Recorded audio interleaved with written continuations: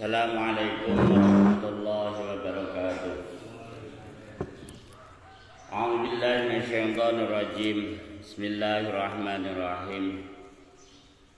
Hamdan wa syukran lillah, wassalatu wassalamu ala Rasulillah wa ala alihi wa ashabihi wa man tabi'ahum bi ihsanin ila yaumil qiyamah. Amma ba'd.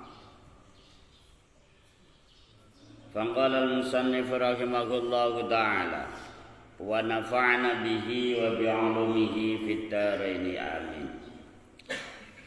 Enane nika bahas salam, menyampaikan salam dan lain-lain. Saling mencintai sesama muslim.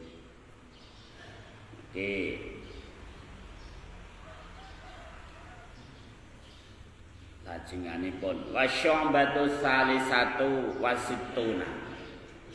Wasyambatu utawi cabange iman asalisatu kang kaping 3 wasituna lan swidak.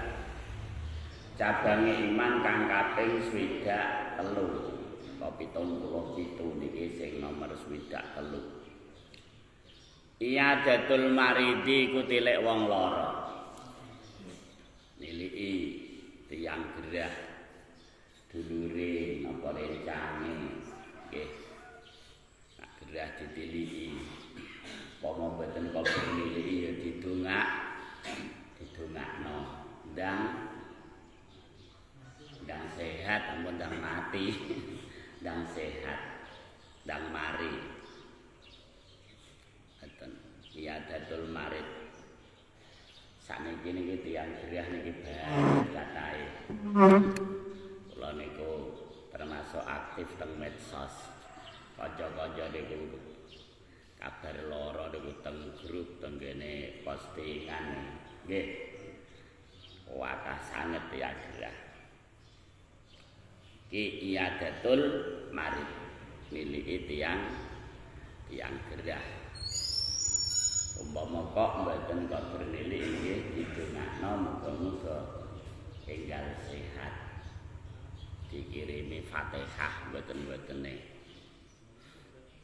Kadang-kadang dikirimi sate ya malah mboten patek nyaut.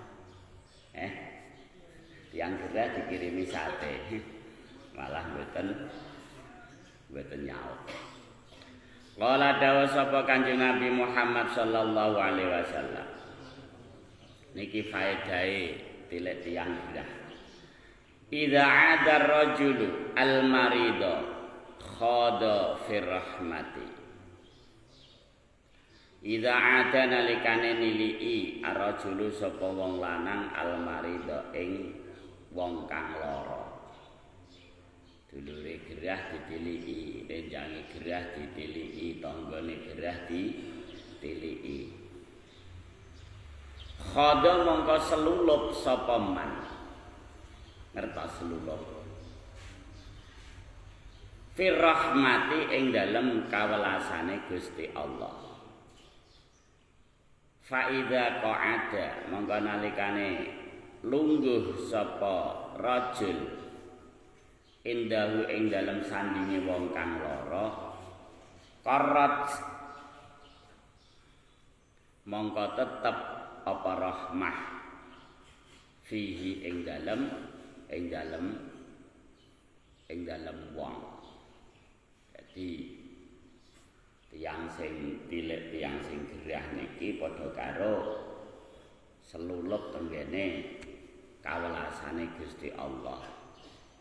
Mungkin nak piyambake mbon lenggah teng sandinge tiyang sing gerah nggih niki rahmate Gusti Allah niki tetep tenggene tiyang wau. Artine sedaya nggih pikantuk rahmate Gusti Allah nggih sing tilek nggih sing ditiliki. Tilek nggih dihibur ampun diweden-wedeni. Hibur nggih sing sae. Hibur kene sing jaler napa sing gerah malah dihibur. Wis ora apa-apa bojomu jayu wae malah ndang ora mari-mari. malah pikiran. Tapi ngoten ya malah mari. Kula gadah kanca iki cerita nyata. Ya kanca tesih dulur. Ya ngoten niku sakit. Cerita kula ketemu tenggene kajen pas Khalil Abdullah. Ya mongkon iki. Konggone kaisya. Lah apa? Jikok pel, betul pel sak resep. Lah kowe gini. Aku lara paru-parune sakit, ambekane ya Senin Kamis no. Wong sesek.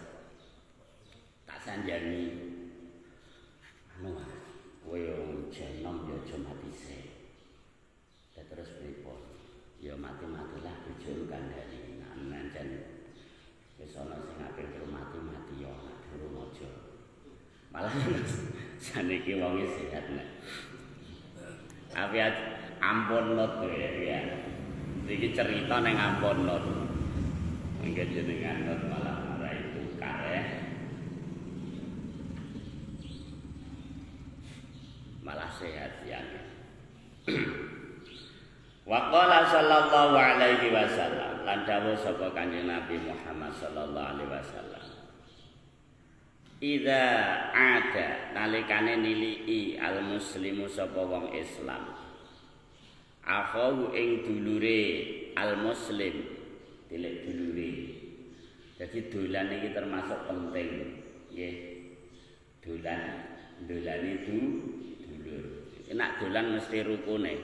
Ya ta mboten? Kok purun dolan berarti rukun.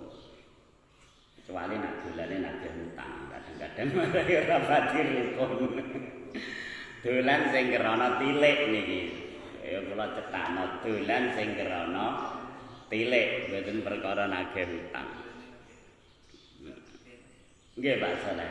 Nek dolane nagih hutang marai ra pati rukun nggih. Auzara utawa ziarah. Ziarah iku maknane nggih dolan. Auzara utawa ziarah sapa al muslim hu ing dulure. Utawa wonten tiyang Islam ziarah dolan berkunjung nek gone dulure. Kala mongko dawuh sapa Allah taala. Gusti Allah dawuh maring wong mau. Tipta bagus sapa sira? Apik kowe saiki. Kau gelem dolan-dolan nek gone dulure berarti apik. Tipta bagus sapa sira? Wato balan bagus mamsyaka apa mlaku sira.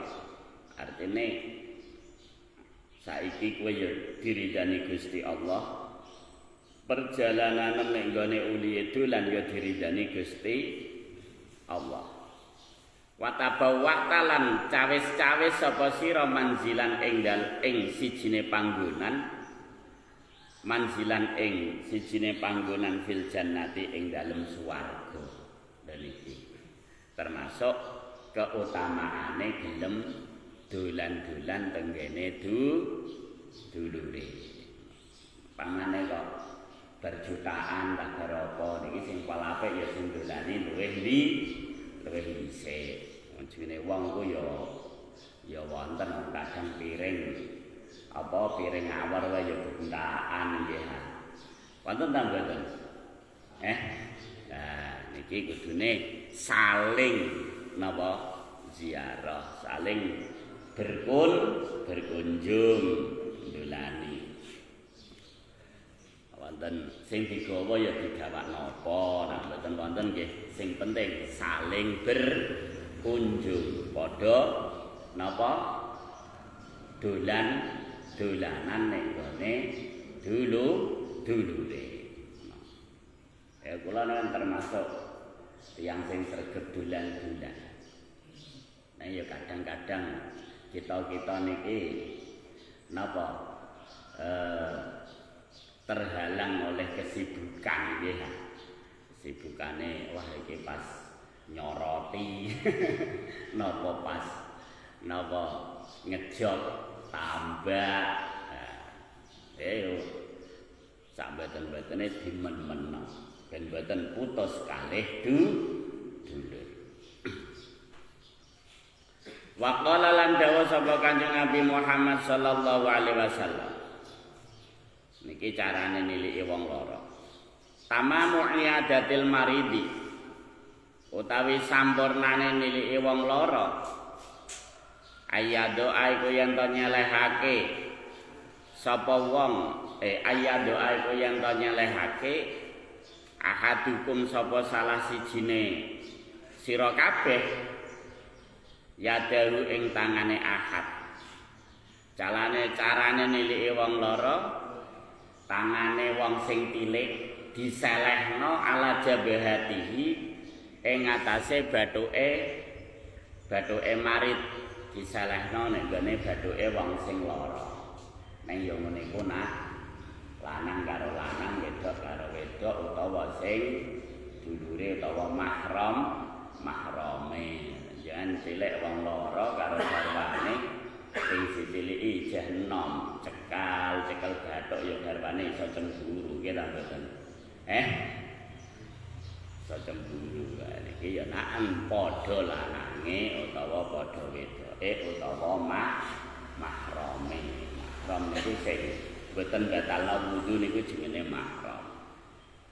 Dadi pas tilik mlebu teng griya sakit napa teng griya wong sing cilik mau nyekel bathuke wong sing lara. Ampun nyekel bathuke dhewe, nyekel bathuke dhewe kok sing lara tambah lara. Berarti ya nyekel bathuk itu kan biasane alamate wong mumet ta. Wong nyekel bathuk niku alamate wong napa? Wong mumet. Dadi nyekel bathuke wong sing lara, nyekel bathuke sing ditiliki. Panase. Iki kira-kira iki 45 derajat Celcius iki nek cara wong netes nandha kudu disemprot ping 4. Muga-muga ndang sehat ahya, muga ndang sehat. Ala jabhatihi nyekel bathuke. Au ala yadihi utawa nyekel ing atase tangane wong sing lara, dicekel tangane. Didumuk panas apa adem. Tangan Pak Cang mlekut iki piye iki kuwatekan sesuk ta ora. Ngoten. Ya aja ditambahi sing akhir iku ya aja ya.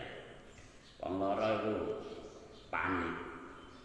Pengenane niku rencang kula lara niku teng kene ICU.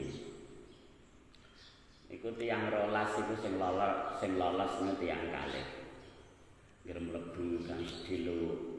Entit watamat sekali matur Rabbi kasih wa ahla mlebu neh wis bareng sak kamar iku kantong kalih rumangsane niku malaikat Israel kempliwer tidak jatahku jebule dereng yang gerah niku panik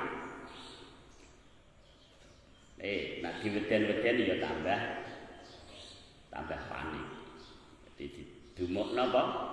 Didumuk astane utawa bathuke. Wayas alu lan nakoni sapa ahadukum sapa salah sijine sira kabeh mau ing marit ing wong kang lara. Kaifa huwa kaifa hale kaya kaifa iku hale kaya apa to? Huwa utawi wong kang lara piye keadaanem rasane piye wah mestine sing jawab wong lara ya sebuah ra kepenak kabeh ya ngoten nggih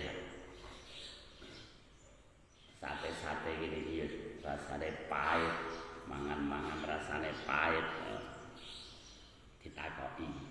ditakoki keadaane kaifa huwa iku hale kaya apa to wa utawi ahad keadaane piye wis ngombe pil apa urung nggih wis maem apa urung nek dereng maem mungkin didulang wa tamamu tahiyatikum al-musafahatu utawi sampurnane penghormatane sira kabeh sampean menghormati dhateng tiyang lara mau napas tilik al-musafahatu iku salaman salaman, ajeng pamit salaman. Karo diparingi putih-putih. Nggih. Salaman kalih diaturi komisi A napa amplop, tapi ya ampun amplop bloko. Mungkin kaya cah nom-nom kadang nak garap kancane pas nikah ngoten niku. Amplop sitok diadai kardus wedi ditulisi napa jerone wonten kertase coba lagi Anda belum beruntung. Ya buatan kenging. Ini kan tujuan.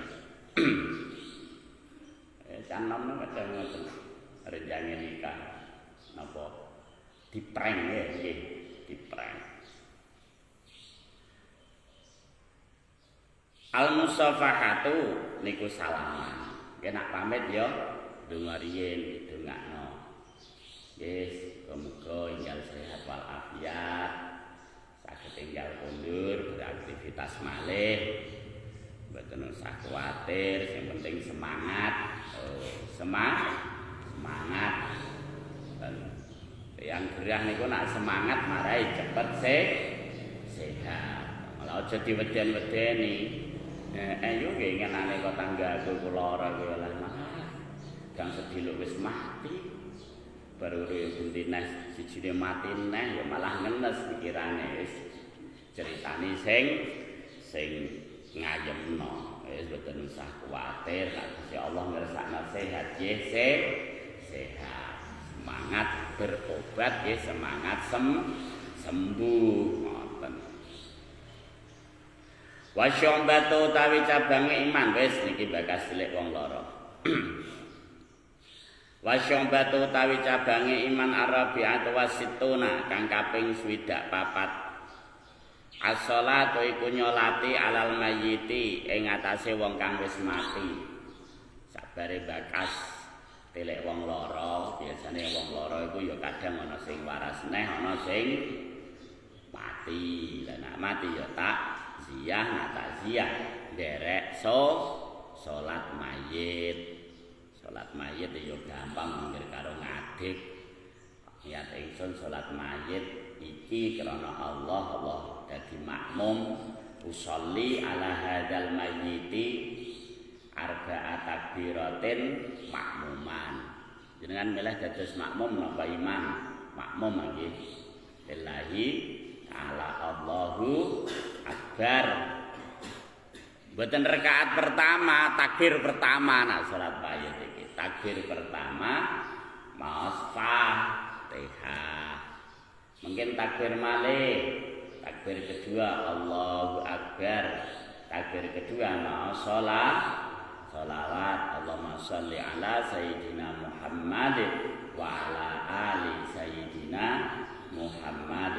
Cekak semono pun cukup utawa sholawate nganggo sholawat Ibrahimiyah diterusno kama shallaita ala sayyidina Ibrahim wa ala ali sayyidina Ibrahim wa barik ala sayyidina Muhammad wa ala ali sayyidina Muhammad kama barakta ala sayyidina Ibrahim wa ala ali sayyidina Ibrahim fil alamin innaka Hamidum Majid. Nah iku jenenge selawat Ibrahim. Ngono ya oleh.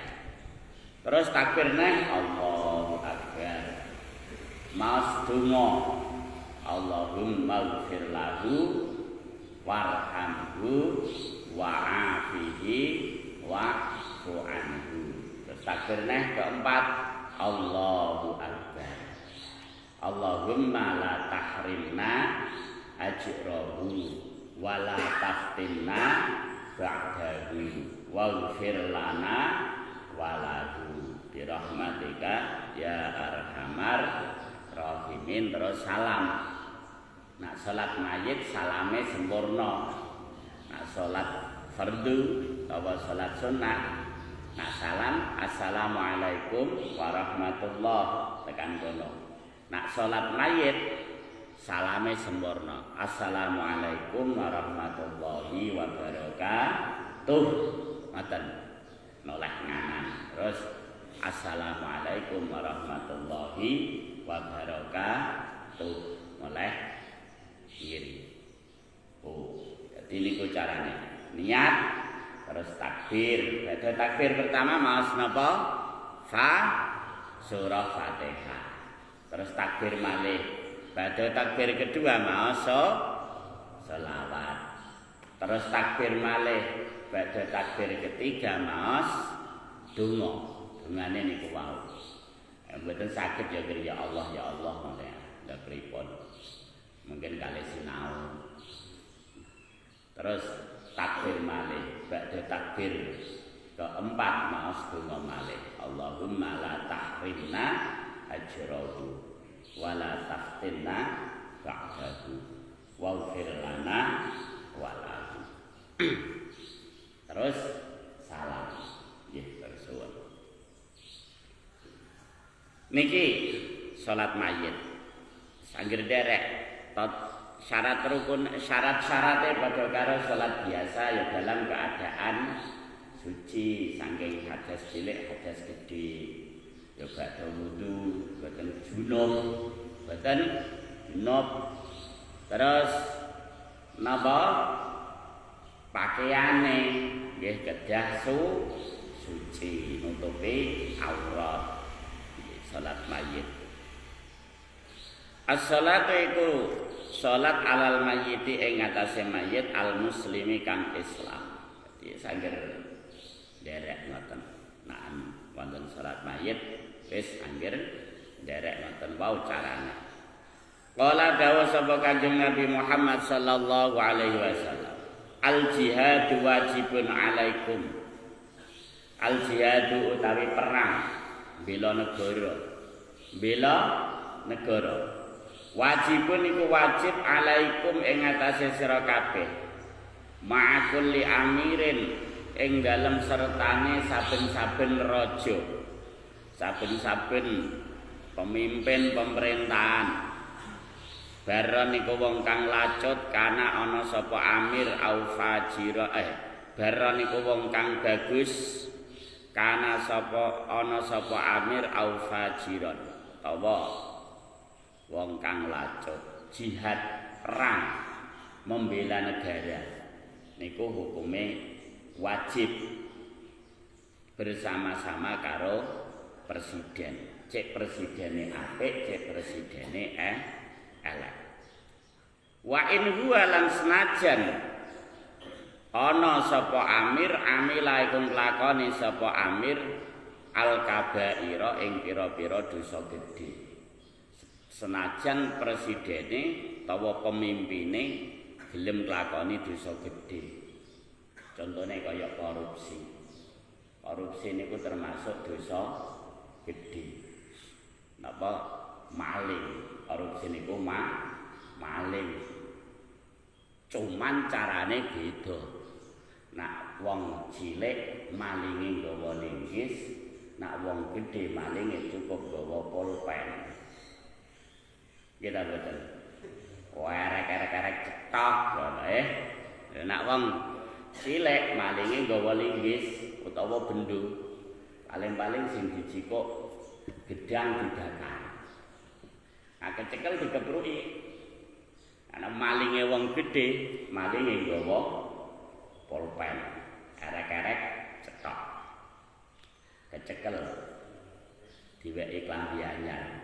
Rupane oren. Tulisane tahanan korupsi. Tahanan KPK nggih. Wa in huwa amilal kabair. Senajan pemimpine iki nglakoni dosa gedhe. Ning nak urusan perang, rakyat wajib anut karo pemimpine, pemerintahane. Tenggene hadis liya, rakyat iki mboten angsal memberontak tenggene pemerintah selagine pemimpine iki gelem nglakoni salat. Karena pemimpin teng Indonesia sing Islam salat sedaya. Biasane nyalon petinggi asale ra pakai sregep ngene. Mengke nyalon ya metu sregepe. Nggih ta mboten? Nyata nih. Dalem? Nape? Lah nabar. Lah mengke nabar niku ya dikandani kon nyalon neh ben sregep neh. Dadine kok ora dadi nek rezekine pangeran ora tiba kowe, tiba wong liya. Wassalatu utawi nindakake salat 5 wektu. Wajibatun iku wajib alaikum ing atase sira kabeh. Khalfa kulli muslimin. Wassalatu utawi salat jenazah ngono nggih. Wassalatu utawi salat wajib niki. Wajibatun iku wajib alaikum ing atase sira kabeh khalfa kulli muslimin ing dalem sakburine saben-saben wong Islam. Yamu tukang mati sapa kullu muslim baron iku wong kang bagus kana ana sapa kullu muslim au fajiron utawa wong kang lacut. Wong sing kelakuane elek iku jenenge wong lacut. Wa in huwa lan senajan kulo muslim amila iku nglakoni sapa kulo muslim al kabaira ing pira-pira dosa gedhe. Dadi wong nglakoni dosa gedhe niku mboten dihukumi kafir, tetapi tetep dihukumi Islam. Jenenge tiyang fasik. Tiyang fasik niki murtakibul kabair au musirrun ala shawahir. Tiyang sing nglakoni dosa-dosa gedhe. Utawa cara tiyang sepuh-sepuh dhisik napa? Molimo nak arane nggih. Molimo terkenale napa? Maling, madon, mateni, terus madat, mabuk, molimo. Murtakibul kabair. Wong-wong sing nglakoni dosa gedhe, padahal iku wonten sing ora kados. Nemo limo, mone mbruh jane manene wong tuwa, manene gurune, manene kiyaine, sembrah.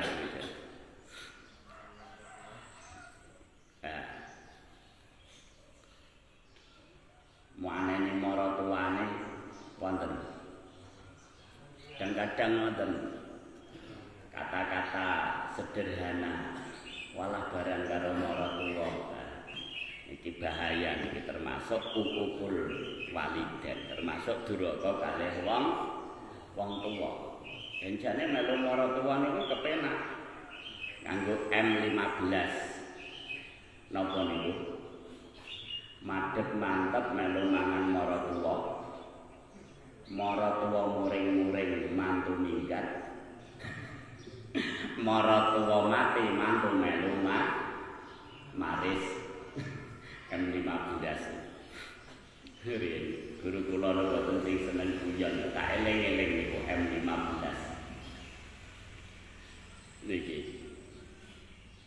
Di nglakoni dosa gedhe niku mboten termasuk dadekno kafir. Dadi tiyang Islam sing nakal gambangane ngoten. Sing penggaweane hai umpamane ya.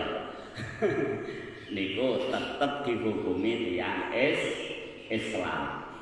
Nak sedo kita tiyang Islam sanese wajib ngrumpaka utawa wajib nyolati.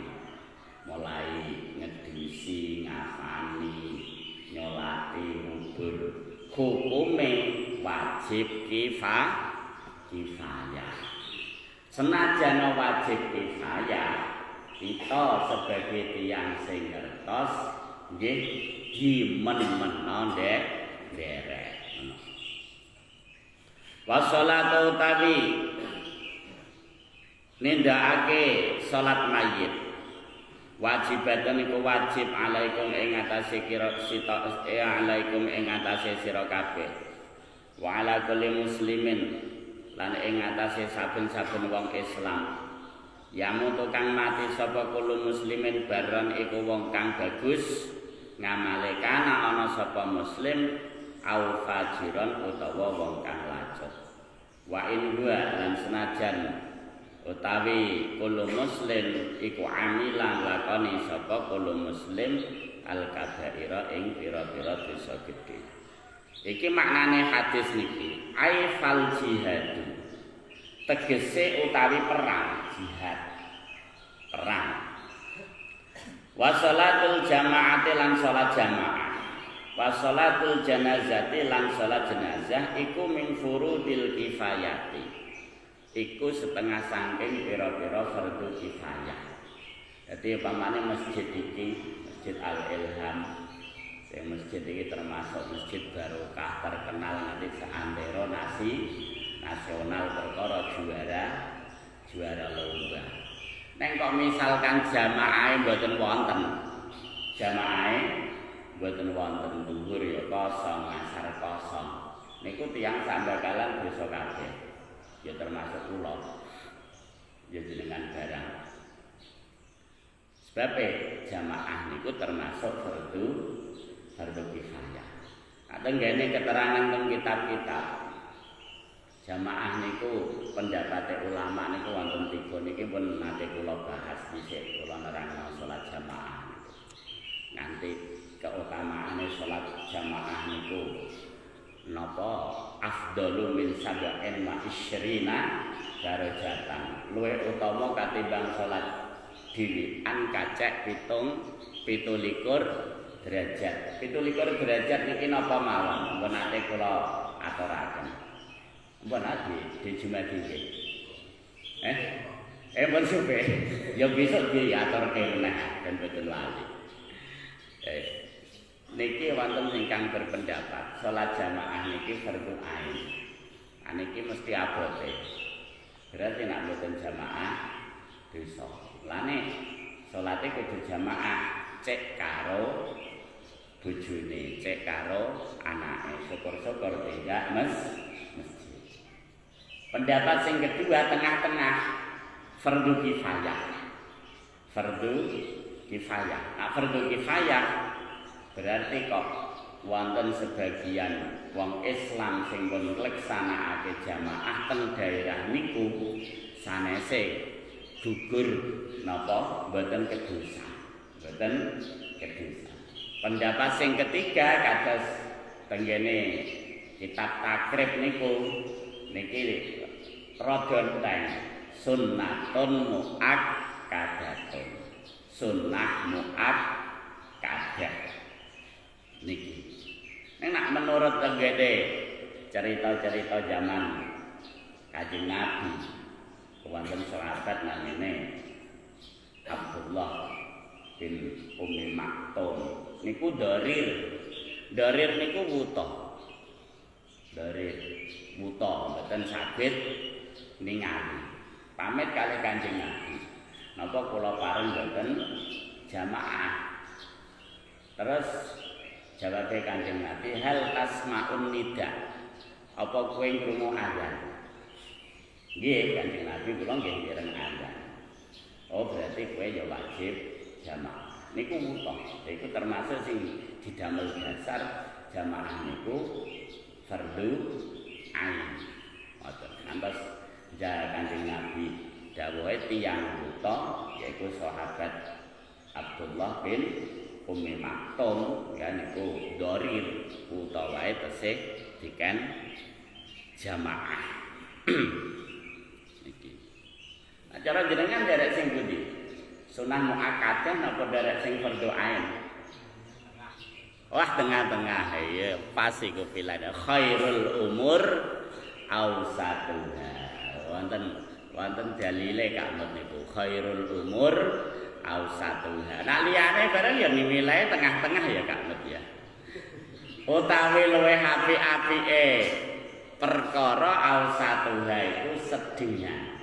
Tengah-tengahe umur. Perkara iku sing apik tengah-tengah sedingan.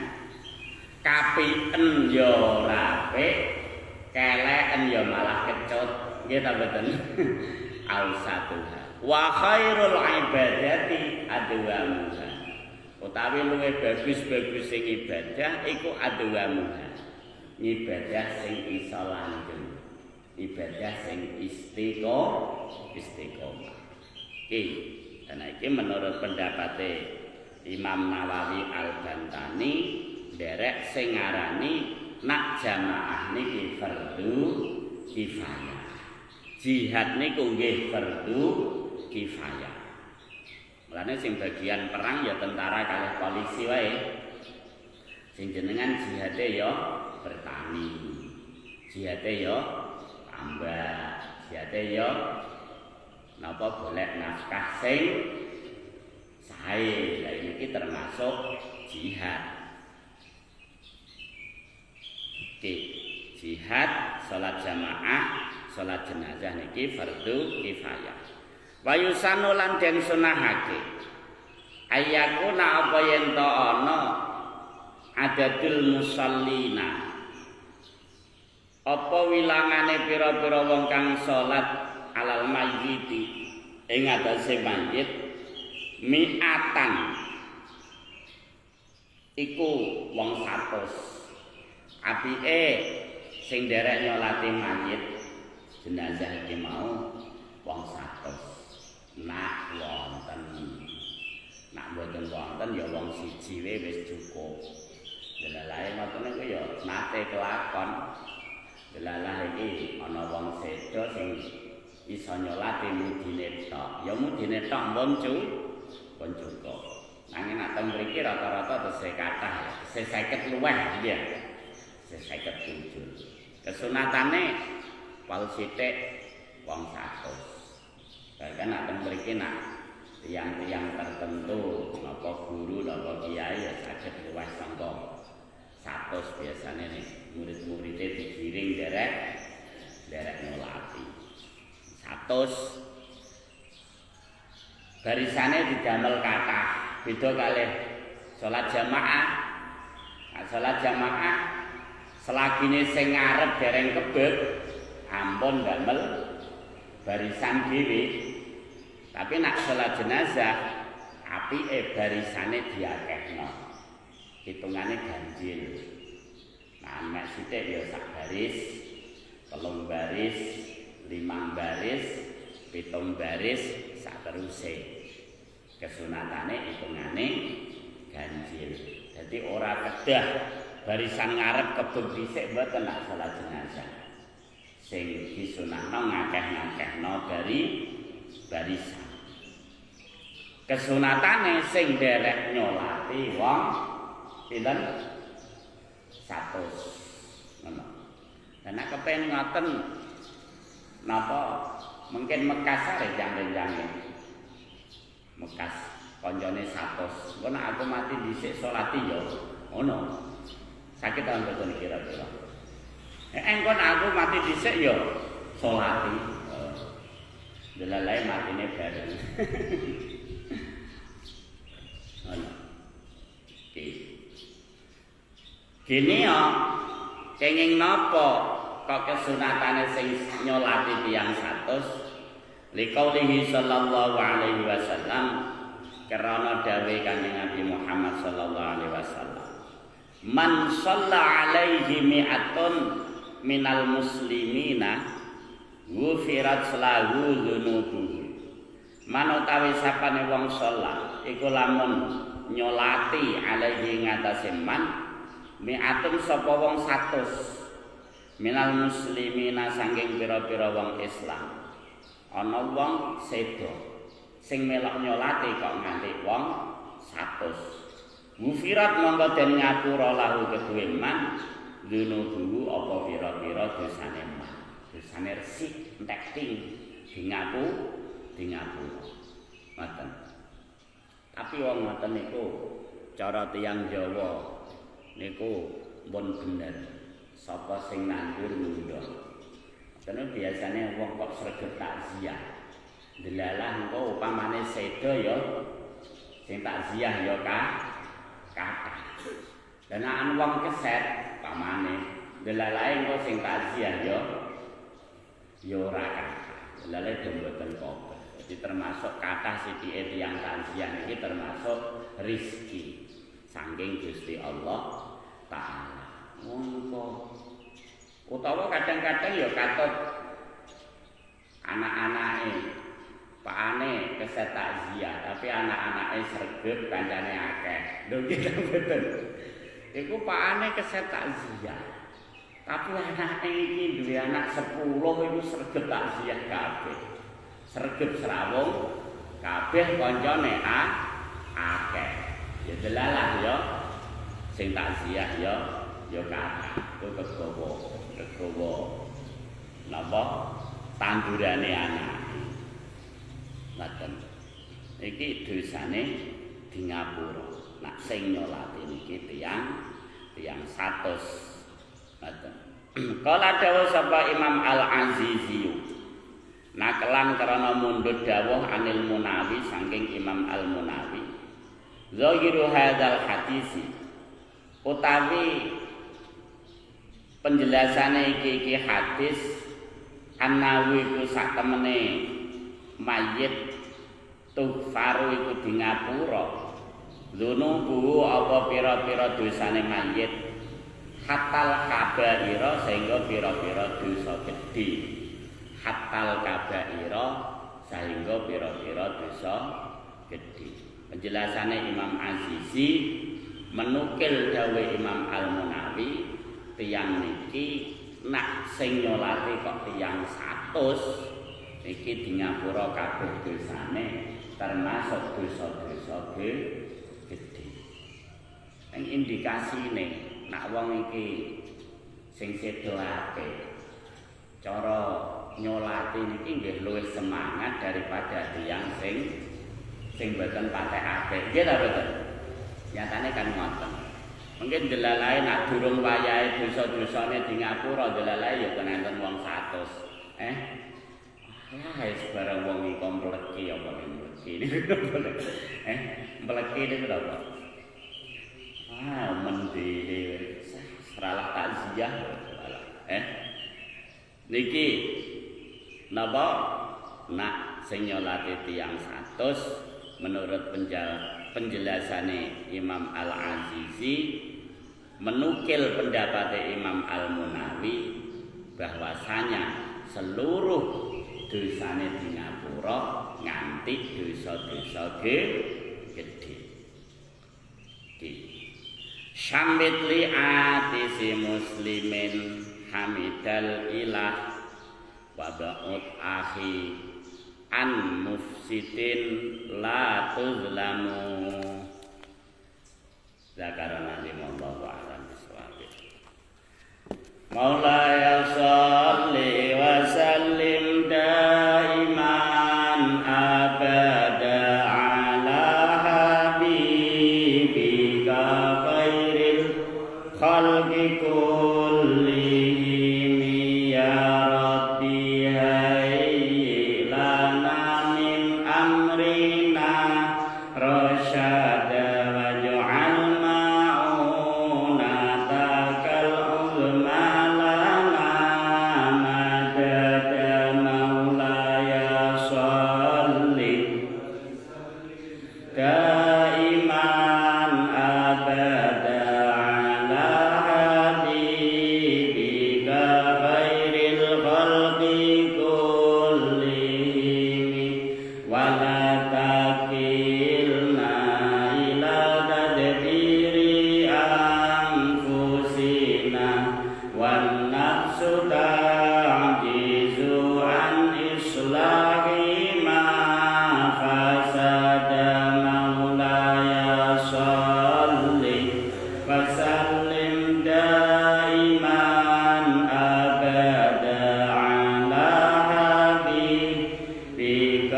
khairil khalqi kullihim antal mudabbiru dabbir amrana karoma wa jammilil hala waj'alna minas su'ada maulaya shalli wa sallim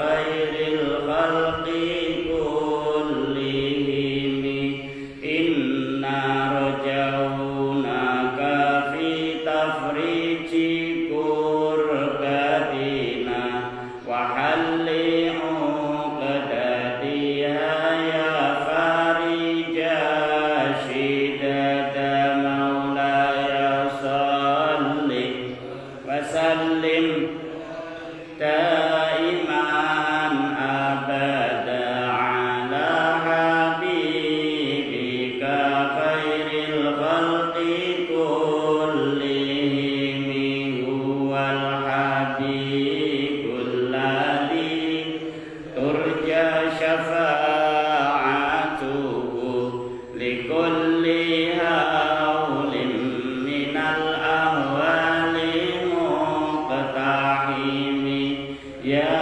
رب بالمصطفى بلغ مقاصدنا واغفر لنا ما مضى يا واسع الكرم يا أرحم الراحمين يا أرحم الراحمين يا أرحم الراحمين فرج على المسلمين سر الفاتحة.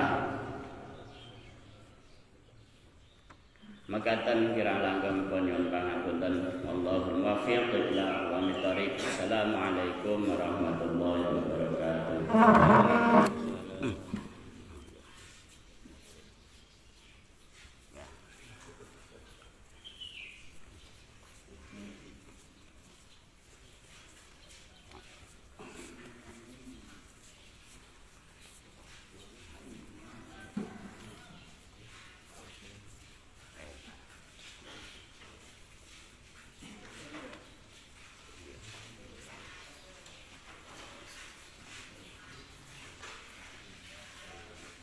Bismillah.